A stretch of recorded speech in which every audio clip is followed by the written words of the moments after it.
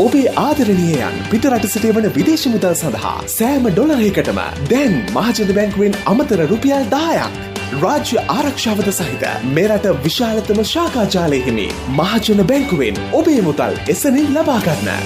ඔබේ ආදරණීයයන් පිටරට සිට වන විදේශ මුදල් සඳහා සෑම ඩොලරයකටම දැන් මහජන බැංකුවෙන් අමතර රුපියල් 10ක් රාජ්‍ය ආරක්ෂාවද සහිත මේ රට විශාලතම ශාඛා ජාලය හිමි මහජන බැංකුවෙන් ඔබේ මුදල් එසැනින් ලබා ගන්න. ප්‍රවෘත්ති ප්‍රකාශය තව ස්වල්ප වේලාවක්. සෑම ඩොලරයකටම දැන් මහජන බැංකුවෙන් අමතර රුපියල් 10ක්.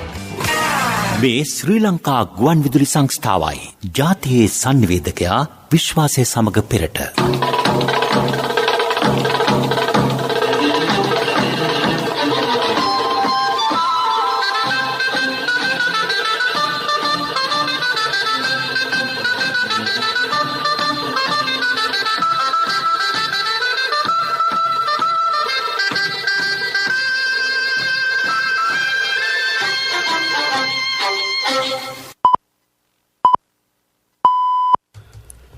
උදෑසන 6යි.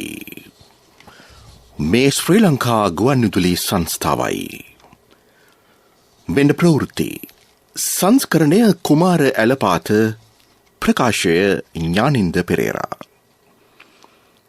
මධ්‍යම අධිවේගී මාර්ගයේ මීරිගම කුරුණෑගල කොටස ලබන සෙනසුරාදා ජනතා අයිතියට. මේ වසරේදී 5.5% ආර්ථික වර්ධනයක්. වෙළඳපොලේ ග්‍රහස්ත ගෑස් හිඟය ඉදිරි දිනවලදී පහව යන ලකුණු. වැලිකඩ බන්ධනාගාරයේ ඝාතන සම්බන්ධයෙන් වරදකරු වූ හිටපු බන්ධනාගාර කොමසාරිස්වරයාට මරණ දඬුවම. 9වෙනි පාර්ලිමේන්තුවේ දෙවන සැසිවාරය ලබන අඟහරුවාදා ජනපති අතින් විවෘත වෙයි. එන්නත් කරන අතින් ශ්‍රී ලංකාව ලොව 3වැනි තැනට. බූස්ටර් එන්නත කඩිනමින් ලබා ගන්නයි සෞඛ්‍යංශවලින් ඉල්ලීමක්. තවත් කොවිඩ් ආසාදිතයින් 653 දෙනෙක්. විශාල පරිමාණ ආර්ථික කම්පනවලට සූදානම් වන්නයි ජාත්‍යන්තර මූල්‍ය අරමුදල ලෝක ප්‍රජාවට දැනුම් දෙයි. දෙවන පුහුණු තරගෙන් වයස 19න් පහළ ක්‍රිකට් කණ්ඩායමට ලකුණු 231ක ජයක්. මේ ප්‍රවෘත්ති ප්‍රකාශය ශ්‍රී ලංකා ගුවන්විදුලි සංස්ථාවෙන්. මධ්‍යම අධිවේගී මාර්ගයේ මීරිගම සිට කුරුණෑගල දක්වා කොටස ජනාධිපති ගෝඨාභය රාජපක්ෂ මහතා සහ අග්‍රාමාත්‍ය මහින්ද රාජපක්ෂ යන මහතුරුන්ගේ ප්‍රධානත්වයෙන් ලබන සෙනසුරාදා ජනතා අයිතියට පත් කරේ. මධ්‍යම අධිවේගී මාර්ග ව්‍යාපෘතියේ දෙවන අදියර වන මෙහි දුර ප්‍රමාණය කිලෝමීටර් 41කට ආසන්නය. මන්තිරු 4කින් සමන්විත මෙම කොටස ඉදිකිරීම සඳහා වැය කර ඇති මුදල රුපියල් බිලියන 137කි.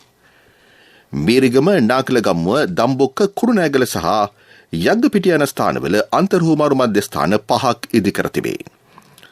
මධ්‍යම අධිවේගී මාර්ගයේ 3වන කොටසේ ඉදිකිරීමද ආරම්භ කර තිබේ. පොතු හැර සිට රඹුක්කන හරහා ගලගෙදර දක්වා වන එම අදියරේ සම්පූර්ණ දිග ප්‍රමාණය කිලෝමීටර් 32.5කි. මේ වසර අවසානයේදී 5.5% ආර්ථික වර්ධන වේගයක් අපේක්ෂා කරන බව ශ්‍රී ලංකා මහ බැංකුව අධිපති අජිත් නිවාඩ් කබ්‍රාල් මහතා පවසයි. එම ඉලක්කය සපුරා ගැනීම සඳහා සියලු දෙනා එක්ව වැඩ කිරීමේ අවශ්‍යතාව ඒ මහතා පෙන්වා දෙයි. මේ වසරේ ගෙවීමට ඇති ඇමරිකානු ඩොලර් බිලියන 6.8ක මුදල ගෙවීමට කටයුතු කරේ. ජාත්‍යන්තර මූල්‍ය අරමුදල වෙත යාමේ තීරණය ක්ෂණිකව ගත හැකි සුළුපටු එකක් නොවන බව හේතම පෙන්වා දෙයි.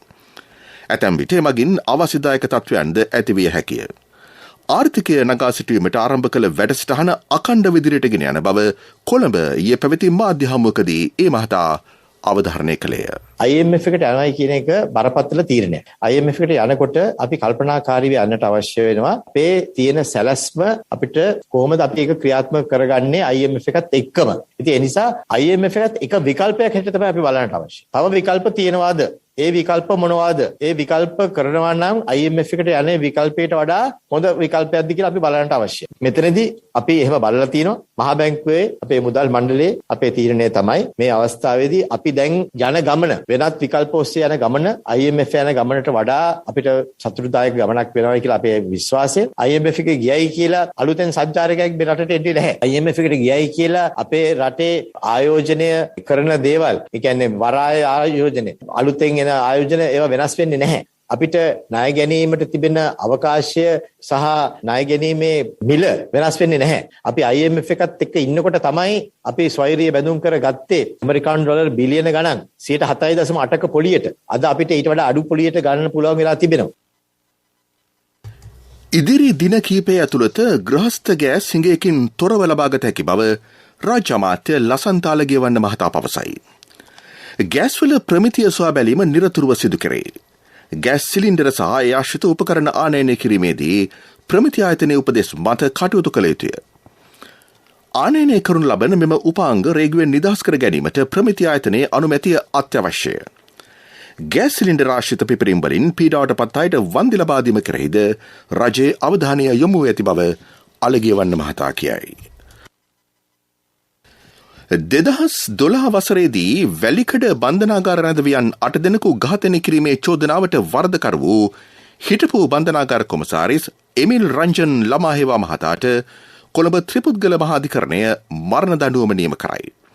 එම නඩුවේ පළමු විත්තිකරු වූ එවකට පොලිස් මද්‍රව්‍යනාශක කාර්යාලයේ පොලිස් පරීක්ෂක ලෙස කටයුතු කළ නියමාල් රංගජීව මහතා චෝදනාවලින් නිදොස් කොට නිදහස් කර තිබේ. 2012 වසරේ නොවැම්බර් මාස 9 වෙනි දින බන්ධනාගාරයේ සිදු කළ සෝදිසි මෙහෙයුමක් අතරතුරදී ඇති වූ ගැටුම්කාරී තත්ත්වයක් හේතුවෙන් රැඳවියෝ 27 දෙනෙක් ජීවිතක්ෂයට පත් වූ. මෙම අවස්ථාවේදී රැඳවියන් 8 දෙනෙකු බන්ධනාගාරයේ කාර්මිකාංශය නැමැති ප්‍රදේශයකට රැගෙන ගොස් ඝාතනය කිරීම, කුමන්ත්‍රණය කිරීම ඇතුළු චෝදනා 33ක් යටතේ නීතිපතිවරයා විසින් මොවුන් දෙදෙනාට එරෙහිව 2019 වසරේ ජූලි මාස 4 වෙනි දින කොළඹ මහාධිකරණය හමුවේ නඩු පවරන ලදී. අදාළ නඩුව ගිහාන් කුලතුංග, ප්‍රදීප් හෙට්ටිආරච්චි සහ මංජුල තිලකරත් යන ත්‍රිපුද්ගල මහාධිකරණ විනිසුරු මඩුල්ල හමුවේ විභාගයට ගැනිණි. නවවෙනි පාර්ලිමේන්තුවේ දෙවැනි සැසිවාරය ජනාධිපති ගෝඨාභය රාජපක්ෂ මහතා අතින් මේ මාස 18 වෙනිදා විවෘත වෙයි. ජනාධිපතිවරයාගේ ප්‍රතිපත්ති ප්‍රකාශය ඉදිරිපත් කිරීමද එදිනට නියමිතයි. එම කතාව පිළිබඳ විවාදයක් ජනවාරි 19 සහ 20 යන දිනවලදී පැවැත්වීමට පසුගිය 11 වෙනිදා පැවති පාර්ලිමේන්තු කටයුතු පිළිබඳ කාරක සභා රැස්වීමේදී තීරණය කළ බව සභානායක අමාත්‍ය දිනේෂ් ගුණවර්ධන මහතා පවසයි. කල්තැබීමේ යෝජනාව ආණ්ඩු පක්ෂය විසින් ඉදිරිපත් කරනු ලැබේ. ලබන 20 වෙනිදා පනත් කිටුම්පත් 4ක්ද පාර්ලිමේන්තුවට ඉදිරිපත් කිරීමට නියමිතව පවතී. අභාවප්‍රාප්ත අමාත්‍ය මංගල සමරවීර මහතා පිළිබඳ ශෝක යෝජනාව ජනවාරි 21 වෙනිදා ඉදිරිපත් කිරීමට නියමිතයි. සැසිවාරයේ විවෘත කිරීමේ උත්සවය සම්බන්ධ විශේෂ පෙරහුරුවක් පාර්ලිමේන්තු පරිශ්‍රයේදී අද පැවැත්වෙයි. මේ ප්‍රවෘත්ති ප්‍රකාශය ශ්‍රී ලංකා ගුවන්විදුලි සංස්ථාවෙන්.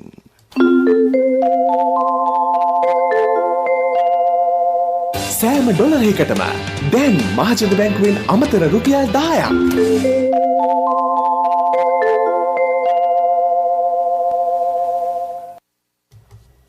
කොවිඩ් මර්ධන එන්නතෙහි තුන්වන මාත්‍රාව හෙවත් බූස්ටර් එන්නත මෙතෙක් ලබා නොගත් අය හැකි ඉක්මනින් එය ලබා ගන්නයි සෞඛ්‍යාංශය ජනතාවගෙන් ඉල්ලා සිටී. එන්නත්කරණය මගින් වෛරසය ආසාදනය වීමෙන් ඇතිවන සංකලතාවලින් වැළකිය හැකිය. එමෙන්ම සෞඛ්‍ය මාර්ගෝපදේශවලට අනුව කටයුතු කිරීම ඉතා වැදගත් බව කොළඹ ඊයේ පැවති මාධ්‍ය හමුවකට එක්කමින් ළමා රෝග පිළිබඳ විශේෂඥ වෛද්‍ය මහාචාර්ය පූජිත වික්‍රමසිංහ මහතා අවධාරණය කළේය. විද්වත් මණ්ඩලයේ වලින් හදාරලා තමයි මේ එන්නත ලබා දෙන්න නිර්දේශ කරලා තියෙන්නේ. ඉතින් මම දන්නේ ඇත්තටම දෙමව්පිය ඇයි මේකට මැලිකමක් කරන්න කියන එක. මොකද අපි මේ වෙනකනොත් මං හිතන්නේ දැන් ලක්ෂ ගාණක් දීලා තියෙනවා එන්නත් අපි භයංකාර මොනවත් එහෙම සයිඩ් ඉෆෙක්ට්ස් දැකලා නැහැ. ඉතින් ඕනම එන්නතක් දුන්නාම අපි දන්නවා සමහරලාට ගහපු තැන රිදෙන්න පුළුවන්. සමහරලාට පොඩි උණ ගතියක් එන්න පුළුවන්. ඒ එන්නත ක්‍රියා කරනවා කියන එක තමයි පෙන්වන්නේ අපිට. නැතු ඒ එන්නතේ තියෙන දුර්වලතාවයක් නෙමෙයි. මේ එන්නත ලබා දීම ඉතාමත් වැදගත්. නිර්දේශිත මාත්‍රාව සහ ඒ නිර්දේශය කළා තියෙන කාල පරතරයන් තියලා වෛද්‍යවරයෙක් කියලා තියෙනවා නම් මේ පුද්ගලයාට මේ එන්නත දෙන්න හොඳ නෑ කියලා එහෙම මිසක් දෙමව්පියෝ එහෙම හිතනවා නම් මේ දරුවටත් වෙන අසාධාරණයක් හැටියට මම දකින්නේ. කොවිඩ් වෛරසය ආසාදිතව ප්‍රතිකාර ලබමින් සිටි 159 දෙනෙක් සම්පූර්ණ සුවය ලබා රෝහල් සහ ප්‍රතිකාර මධ්‍යස්ථානවලින් ඊයේ පිටව ගියහ. ඒ අනුව මෙරට සම්පූර්ණ සුවය ලැබූ කොවිඩ් ආසාදිතින්ගේ සංඛ්‍යාව 5,67,519කි.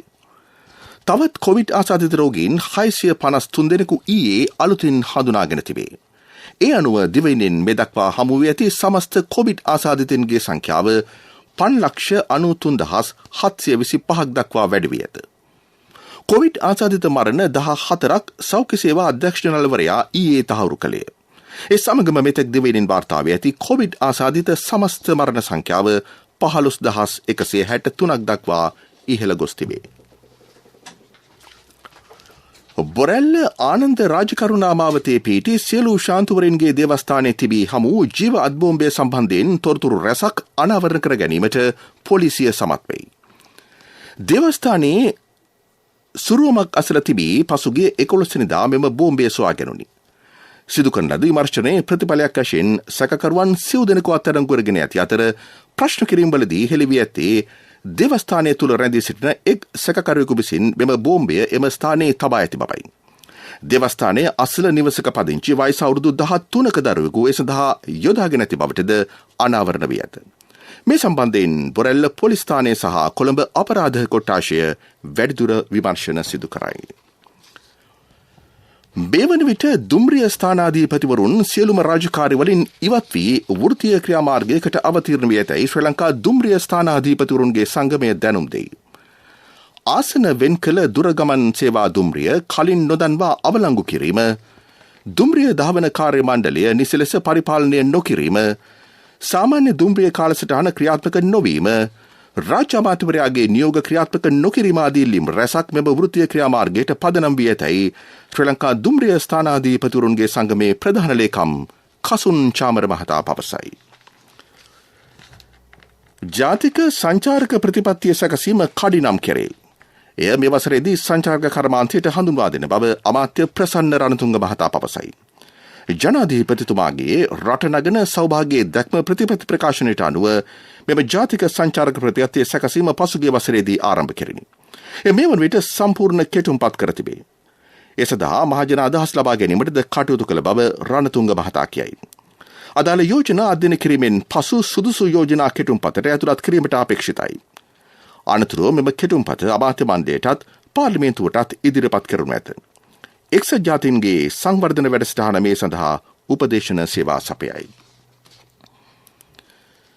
මේ අතර දුම්රිය ස්ථානාධීපතිවරුන් විසින් හදිසියේ ගෙන ඇති වෘත්තීය සමිති ක්‍රියාමාර්ගයේ හේතුවෙන් මගී ජනතාව අපහසුතාවට පත්වන බව දුම්රිය සාමාන්‍ය අධිකාරී ධම්මික ජයසුන්දර මහතා පවසයි. කෙසේ වෙතත් අද දින දුම්රිය ගමන් වාර 80ක් පමණ ධාවනය කරවීමට කටයුතු කරන බව ඒ මහතා වැඩිදුරටත් සඳහන් කරයි. ප්‍රමුඛ පුවත මීළඟට. ඔබේ ආදරණීයයන් පිටරට සිට වන විදේශ මුදල් සඳහා සෑම ඩොලරයකටම දැන් මහජන බැංකුවෙන් අමතර රුපියල් 10ක්. ප්‍රමුඛ පුවත ඔබ වෙත ගෙනෙන්නේ සෑම ගෙදරකම සිටිය යුතු වෙද මහත්මයා සිද්ධාලේප.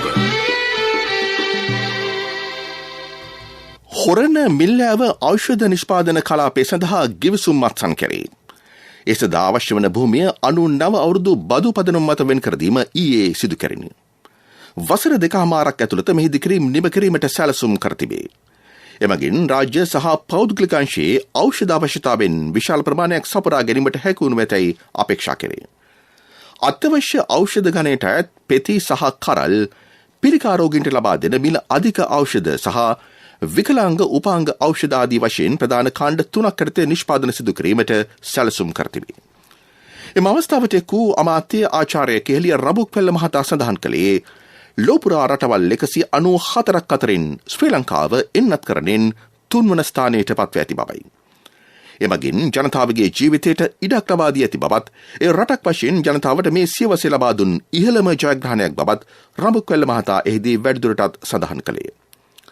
ඖෂධ නිෂ්පාදන කලාප 3ක් මෙරට ඉදිකිරීමට රජය සැලසුම් කර ඇත. එයි පළමුවැන්න පසුගියදා අනුරාධපුර ඔයාමඩු ප්‍රදේශයේදී ආරම්භ කෙරිණි. ප්‍රමුඛතම පුවත ඔබ වෙත ගෙන ආවේ සිද්ධාලේප ලක්වියාව. ශක්ති හඬ අවධානය පිණිසයි.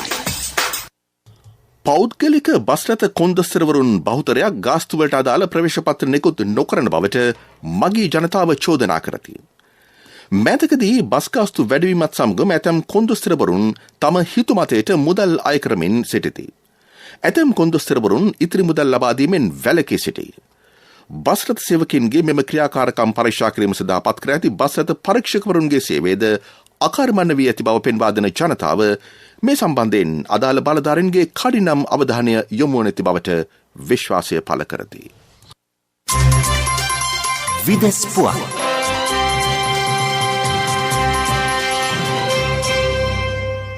වසංගත තත්ත්වය හමුවේ ගෝලීය ආර්ථික වර්ධනය මන්දගාමී වන බැවින් අවිනිශ්චිතතාවන්ට හා විශාල පරිමාණ ආර්ථික කම්පනවලට ලෝක ප්‍රජාව සූදානම් විය යුතුයයි ජාත්‍යන්තර මූල්‍ය අරමුදල අවධාරණය කරයි. උද්දමනය ඉහළ යාම, සැපියුම් දාම බිඳ වැටීම, සමාජ නොසන්සුන්කාරීත්වය ඉහළ යාම ආදී කරුණු හේතුවෙන් ලෝපුරා ආර්ථික අවදානම් තත්ත්වයක් බිහිවන බව ලෝක බැංකුවේ ප්‍රධානී ක්‍රිස්ටාලිනා ජෝජියේවා පවසයි. ගෝලීය සංවර්ධනය සඳහා වන වොෂින්ටන් මධ්‍යස්ථානයේදී ඇය ඊයේ මෙම අදහස් පළ කළාය. බොහෝ සංවර්ධනය වන රටවල මහ බැංකු විසින් මූල්‍ය ප්‍රතිපත්ති දැඩි කිරීම සහ රාජ්‍ය ණය ප්‍රමාණය වැඩි කර ඇති බැවින් මේ වසරේදී ණය සඳහා අරමුදලට අයදුම් කරන රටවල් සංඛ්‍යාව වැඩි විය හැකිය. වසර දෙකක වසංගත තත්ත්වයෙන් නැති වූ ආර්ථික කැළඹීම් පිළිබඳ අතෘප්තිය විසින් ඇතැම් රටවල දැඩි කැළඹීම් ඇති කළ හැකි බවද ඇය පෙන්වා දුන්නාය.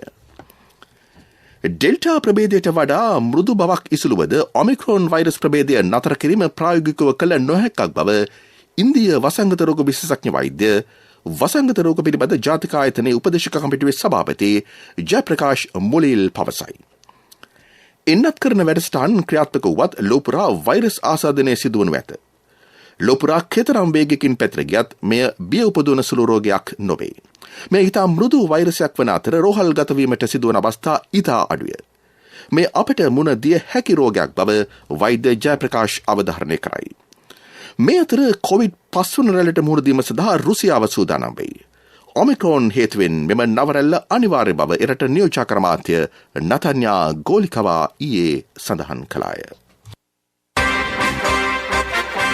පෙරසර සංවර්ධනයක පුවත් සම්පින්ඩනය සංවර්ධන පුවත් පොල්ගසට වැළඳෙන රෝග සහ ක්‍රමී වතුර දුරලමින් ඔබේ අතමිට සරු කරගෙන ජාතික ආර්ථිකය සවිමත් කිරීමට දැන් ඔබටත් අවස්ථාව. උවතුරු වළකා ගැනීම සහ පොල්වගාව පිළිබඳ තාක්ෂණික සහාය සඳහා විමසන්න 1920 උවතුරු දුරු කරගන්න ආදායම වැඩි කරගන්න මේ ඔක්කොම පොල් අකුරෙන් ලියාගන්න.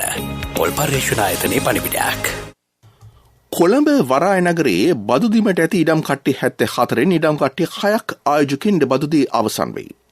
මෙම ආයෝජකයන් අතර දෙස් විදෙස් ආයෝජකයන් වන බව කොළඹ වරාය නගරයේ මහජන සම්බන්ධතා ප්‍රධානී කස්සප සෙන්රත් මහතා පවසයි.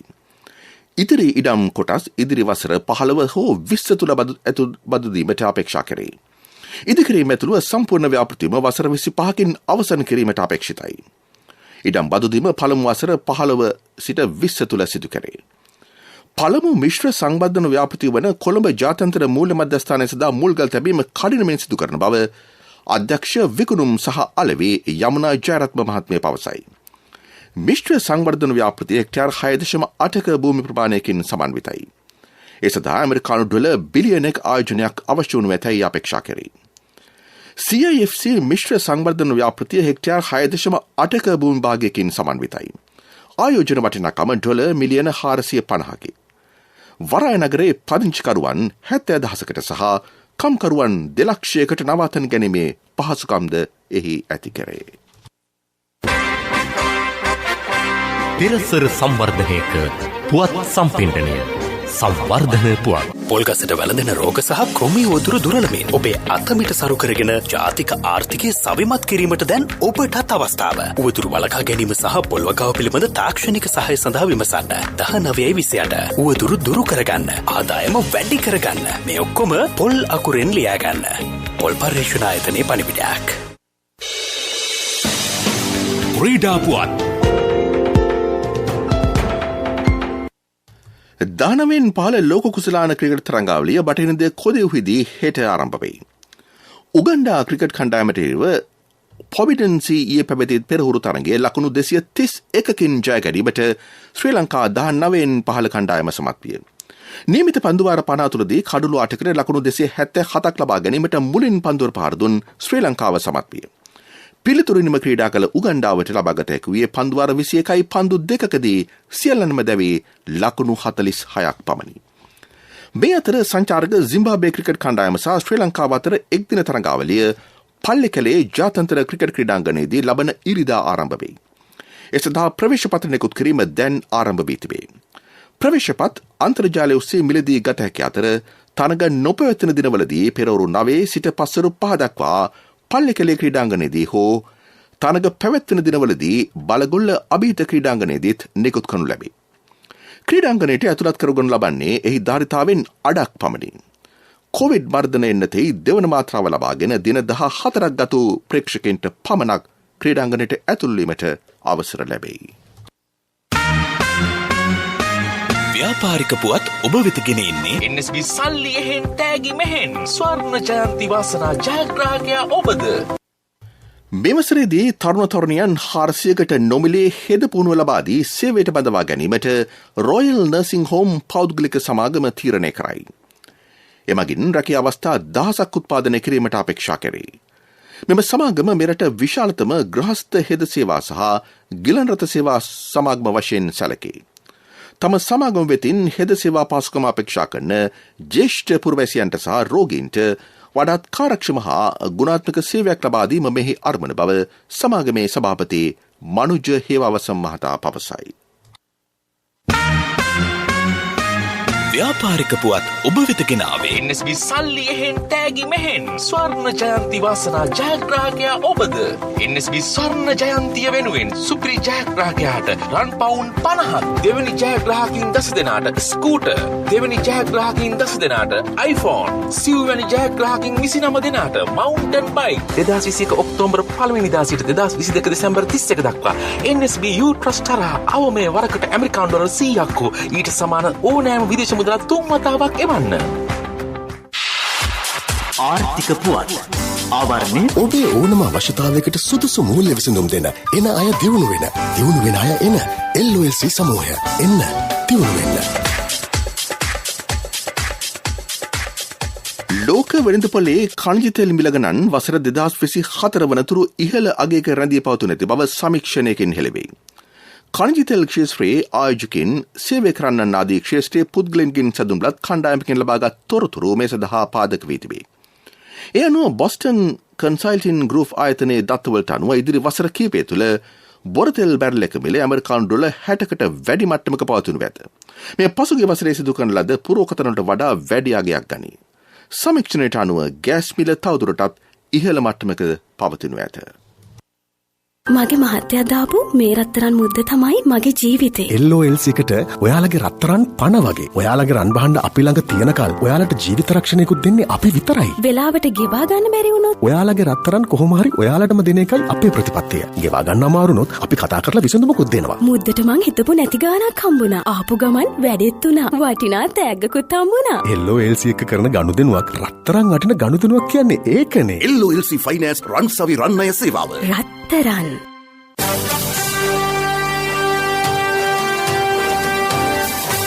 කාලගුණ වාර්තාව. උතුරු මැද සහ නැගෙනහිර පළාත්වල හෙට දිනේ සිහින් වැසිවාර කීපයක් ඇති වෙන බව කාලගුණ විද්‍යා දෙපාර්තමේන්තුව නිවේදනය කරයි. මධ්‍යම ඌව සහ දකුණු පළාත්වලත් රත්නපුර දිස්ත්‍රික්කයේත් සවස් කාලයේදී හෝ රාත්‍රී කාලයේදී තනින් තන වැසි හෝ ගිගරුම් සහිත වැසි ඇතිවිය හැකිය. මීළඟට දවසේ සටහන.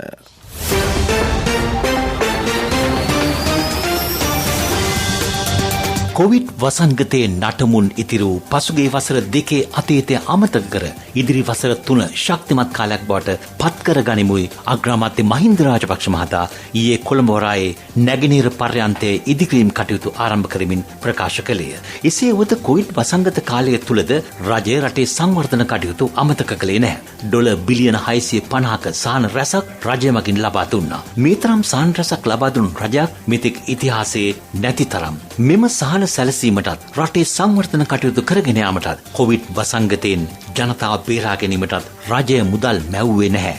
මහා බ්‍රහ්මයා මුදල් ගෙනවි දුන්නෙත් නැහැ. එසේනම් රජය ඉතාමත් ක්‍රමානුකූලව ජනාධිපතිතුමාගේ මනෝමය සැලසුම මත මේ සියලු කටුක අභියෝග ජය ගැනීමට සැලසුම් හැදුවා. දැන් කොවිඩ් වලට තිත තබමින් යයි. ඒ අද රටේ සංවර්ධන කටයුතු ශීඝ්‍රයෙන් ආරම්භ කෙරෙනවා. මීට සමගාමීව කොළඹ වරායේ නැගෙනහිර පරිණතයේ කටයුතුද ඊයේ සුබ මොහොතින් ආරම්භ වුණා.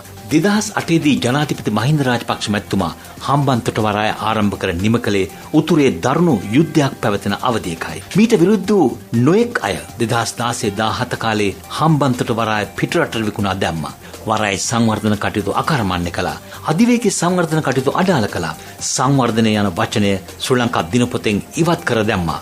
ජාතික ආරක්ෂාව නැති කර දැම්මා. එම යහපාලන රජය කාලේ ගැසූ ගිවිසුම්, විකුණු දේපොළ, නැති කළ සංවර්ධනය, ශුන්‍ය කළ ජාතික ආරක්ෂාව, හිස් කළ භාණ්ඩාගාරය, සිදු කළ දේශපාලන අතගැසීම්වල හානිකර ප්‍රතිඵල ඇතුළු මේ සියලු දේ යලි තිබූ තත්ත්වයට ගෙනීමේ දැවැන්ත අභියෝගයකට දැන් මුහුණ දී තිබෙනවා. අතිගරු ජනාධිපතිතුමා, අගමැතිතුමා, සිය අමාත්‍ය මණ්ඩලය සහ රටේ ජනතාව සමග සෞභාග්‍ය දැක්ම ඉලක්කේ සපුරා ගනිද්දී යහපාලන රජයේ ඉතිරි වූ කුණු කන්දල් ඉබේම විසිවී යනවාට කිසිදු අනුමානයක් නැහැ.